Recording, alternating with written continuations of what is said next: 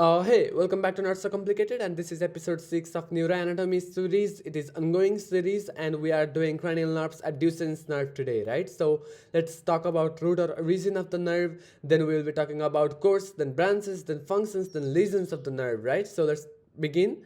So cranial nerve 6, that is abducens nerve, it originates in the pons at the abducens nucleus, right? So it lies near the floor of the fourth ventricle, and this is the actual origin of the abducens nerve, and these motor neurons innervate the lateral rectus muscle. For eye abduction, we will be talking about that in detail in our upcoming slides. And it also integrates with the MLF, that is medial longitudinal fasciculus, for conjugate gaze, and this is a very high yield information for USMLE. You have to remember this. It integrates with the MLF for conjugate gaze, right? So let's talk about the course of the nerve. So we knew that it originated in the pons, right? So it had to exit the pathway from the skull to the orbit, right? So it has to go to the orbit from the intracranial region, right? So from the pons, it exits ventrally at the pontomedullary junction,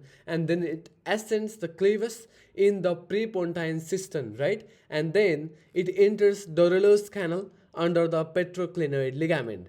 And after entering into that canal, it traverses the cavernous sinus close to the internal carotid artery, and then it enters the orbit via the superior orbital fissure. So this is the course of the abducens nerve, and concisely you have to remember that it enters the orbit via the superior orbital fissure. This is the very much important portion that you have to remember. We'll be talking about foramens and the structures passing through those foramens in the skull in our upcoming videos, so stay tuned for that too. So this is the course of abducens nerve. And talking about the branches, there are no single branch of abducens nerve. It is a single motor nerve directly innervating the lateral rectus muscle in the orbit, responsible for eye abduction, right? So it rarely what can happen is that there can be small twigs in the cavernous sinus. Twigs are the small branches of this nerve, may connect to sympathetic fibers, but these are clinically insignificant, so this is very rare, right? So this is the generalized image for you to understand the abducens nerve, the way it supplies and the way it functions, right? So talking about functions, the type of this nerve is motor only. The action is that it supplies lateral rectus obviously and does the eye abduction.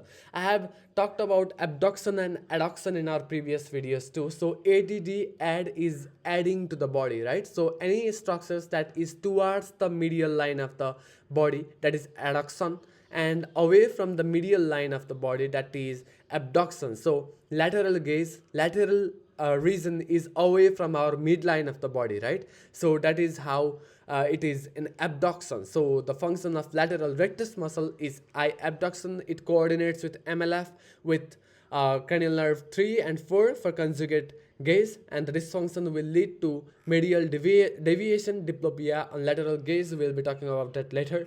So let's talk about the lesions. What are the causes? What reasons can impact the abducens nerve, right? So talking about that, it can be nuclear, that is in pons, that happens in stroke or multiple sclerosis, and that leads to conjugate gaze loss, often cranial nerve 7 palsy also, and in fascicular reason, that is demyelination or cranial nerve 6 alone, and in peripheral reasons, it can be due to increased intracranial pressure, that is due to that it leads to false localizing sign Dorello's canal stretch, and also in cavernous sinus, thrombosis with cranial nerve 3 or 4 can happen, or trauma can result in the lesion of abducens nerve, and the effect of these is lateral rectus palsy that will be manifested as diplopia on lateral gaze and medial deviation, and this is how it looks. So strabismus is the underlying reason for strabismus is the abducens nerve palsy.